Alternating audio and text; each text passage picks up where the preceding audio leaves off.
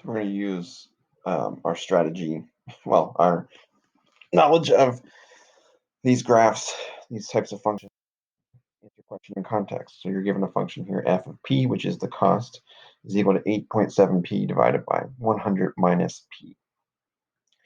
And we're going to look for the value of p that you can expect when the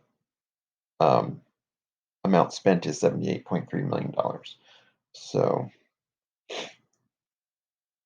first thing is we know that p has to be between 0 and 100.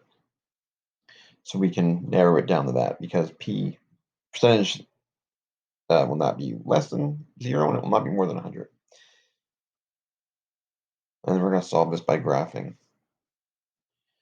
All right, so we're going to graph y equals the amount of money and y equals the original function. Where they intersect is where the answer is.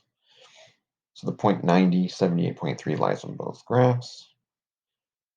So that means by spending $78.3 million, you would clean up 90% of the pollution. To do the same thing with this question, I would do it by graphing.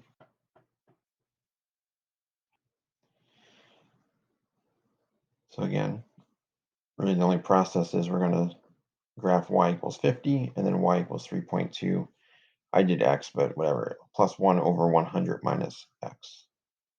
Again, it doesn't matter what variable you use. Graphed it on Desmos. Again, I don't care about this part of the graph at all because percent can't be more than 100 anyway. I'm really just looking at this right here.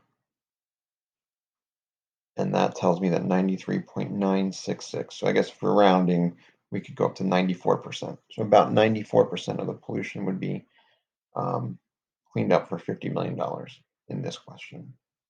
All right, let's take a look at the last example.